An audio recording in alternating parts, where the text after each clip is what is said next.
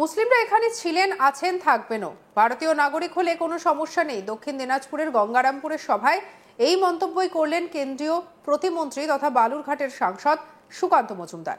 সুকান্ত যখন এই মন্তব্য করছেন তখন মঞ্চে বসে রয়েছেন রাজ্যের বিরোধী দলনেতা শুভেন্দু অধিকারী। কিন্তু যে বিজেপি একসময় পরিষ্কার বলতো মুসলিমরা বিজেপিকেই ভোট দেন না, কিন্তু কেন্দ্রীয় সরকারের সব প্রকল্পের সুবিধা নেন, অর্থাৎ ভাবটা এমন ছিল যেন মুসলিম ভোট না পেলেও চলবে, শুধুমাত্র হিন্দু ভোট পেলেই চলবে বিজেপির। কিন্তু এখন হাওয়া বদলাচ্ছে। এসআইআর নিয়েই তৃণমূল যেভাবে প্রচার করছে তার মোকাবিলায় এবারে মুসলিমদের প্রতি স্ট্যান্ড বদলাতে বাধ্য হচ্ছেন বঙ্গ বিজেপি নেতৃত্ব। কি বলছেন সুকান্ত মজুমদার, শোনাবো আপনাদের।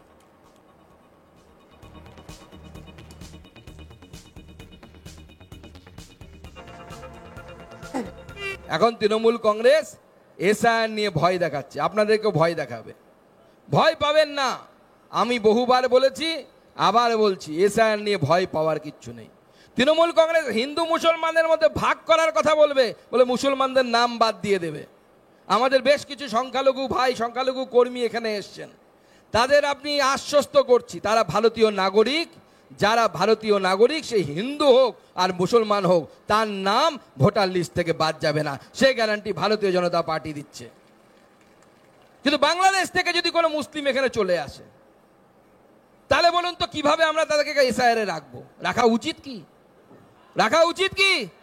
তাদের নাম আমরা রাখবো না, কিন্তু যারা ভারতীয় মুসলমান তারা ভারতবর্ষে ছিলেন, আছেন, আগামী দিনেও থাকবেন। এটা নরেন্দ্র মোদীর গ্যারান্টি, ভারতীয় জনতা পার্টির গ্যারান্টি। আমরা প্রকৃত ধর্মনিরপেক্ষ, ওরা ছদ্ম ধর্মনিরপেক্ষ।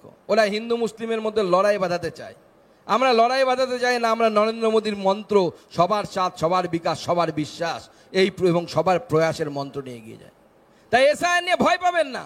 2002 আপনার নাম আছে, আপনার নাম এমনি এবার উঠে যাবে। আপনার নাম নেই, আপনার বাবা মার নাম আছে, আপনার নাম এমনি উঠে যাবে। কিন্তু যাদের 2002 নাম নেই, বাবা মারও নাম নেই, তারা দুই ক্যাটাগরিতে পড়তে পারেন।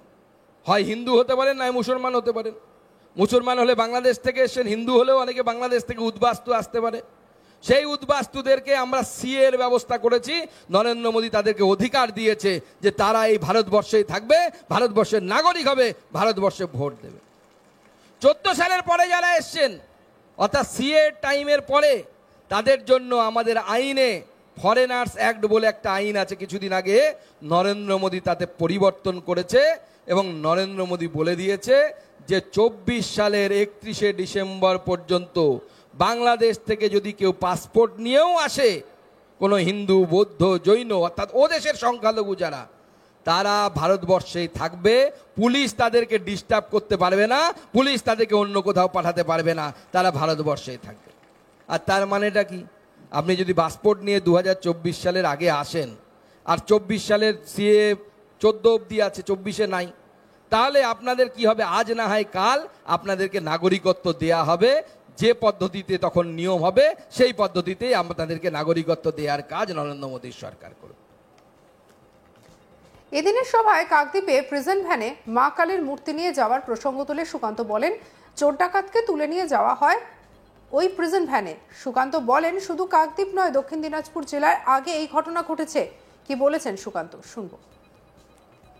মমতা বন্দ্যোপাধ্যায় আমলে দেখুন কাকদ্বীপে কি হলো, মা কালীর মুন্ডু ভেঙে দেয়া হলো, মা কালীকে প্রিজন ভ্যানে করে তুলে নিয়ে যাওয়া হলো। ভাবা যায়? আমার মনে আছে ছোটবেলায় ছবি দেখতাম আমরা, যখন বন্দে মাতরম গান, যে গানের রচনার 150 বছর পূর্ণ হচ্ছে এবার, বন্দে মাতরম গান যখন রচনা হয়েছিল, তখন যে ছবিটা আঁকা হতো, যে একজন মহিলা যিনি ভারত মা, তার হাতে বেরি পরানো আছে, হ্যান্ড ক্লাব পরানো আছে, যেমন পুলিশ চোর ধরলে পরানো থাকে, ডাকাত ধরলে ধরানো থাকে, সেরকম। কেন ওই ছবি আঁকা হতো? কারণ ব্রিটিশরা ভারত মাকে আটকে রেখেছিল, ভারত মায়ের স্বাধীনতা দিচ্ছিল না। আজকে আমরা দেখলাম যে সেই বঙ্কিমচন্দ্রের সময়, স্বাধীনতার আগের সময়, যে ভারত মা যাকে ওইভাবে আটকে রাখা হয়েছিল, সেই ভারত মা যেভাবে আটকে রাখা হয়েছিল, আজকে মা কালীকেও ঠিক একইভাবে প্রিজন ভ্যানে, যেখানে চোর ডাকাতকে তুলে নিয়ে যায়, সেইভাবে তুলে নিয়ে যাওয়ার ব্যবস্থা হয়েছে। আর আপনারা ভাবছেন এটা নতুন এক জায়গায় হয়েছে, তা নয়। আমাদের এই জেলায়, আমাদের শালবাড়ি, হোসেনপুর, সুখদেবপুর, আমাদের কুশমুন্ডি বিধানসভার মধ্যে পড়ে। ঠাকুরকালী শীতলা মা বুড়ি ঠাকুরের মূর্তি বিশ্বকর্মা পূজার দিন অর্থাৎ 17/9/2025 সালে সকাল 10টার দিকে ভেঙে ফেলে। পুলিশ অ্যারেস্ট করলো কাকে? পুলিশ অ্যারেস্ট করলো আমাদের মণ্ডলের দুজন লোককে। একজনের নাম সুমন্ত রায়, মণ্ডল সেক্রেটারি, একজন গেদরু রায়, শক্তি কেন্দ্র প্রমুখ। কি দোষ এদের? বলছে এরা তো মূর্তি ভেঙেছে। বলছে না, এরা মূর্তি ভাঙেনি, এরা ভিডিও করেছে। অর্থাৎ যারা মূর্তি ভাঙলো তাদের দোষ নাই, এরা ভিডিও করে কেন ছড়ালো এটা হচ্ছে দোষের। এটা হচ্ছে মমতা বন্দ্যোপাধ্যায়ের আইন, আর এটা মমতা বন্দ্যোপাধ্যায়ের পুলিশ। এই পুলিশকে মানবো কি? মানা উচিত, মানা উচিত। আর মনে রাখবেন, সেদিন ওই ভাঙা মূর্তিটা পশ্চিমবঙ্গের পুলিশ, দক্ষিণ দিনাজপুরের পুলিশ প্রিজন ভ্যানের মধ্যে তুলে নিয়ে গেছিল, প্রিজন ভ্যানের মধ্যে তুলে নিয়ে গেছিল। সেই জন্য কাকদ্বীপে যে ঘটনা ঘটছে এটা নতুন ঘটনা নয়।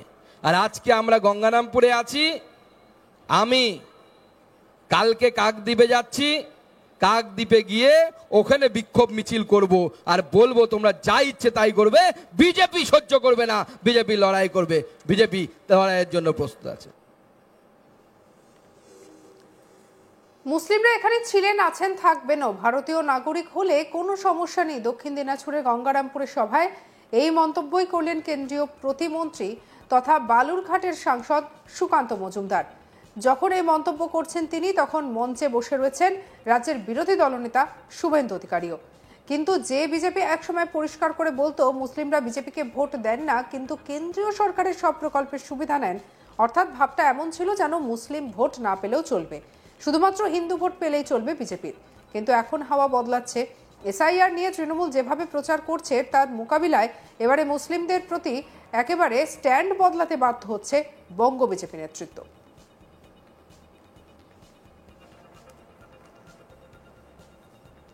এখন তৃণমূল কংগ্রেস এসআইআর নিয়ে ভয় দেখাচ্ছে, আপনাদেরকেও ভয় দেখাবে।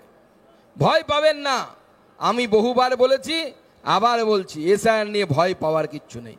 তৃণমূল কংগ্রেস হিন্দু মুসলমানের মধ্যে ভাগ করার কথা বলবে, বলে মুসলমানদের নাম বাদ দিয়ে দেবে।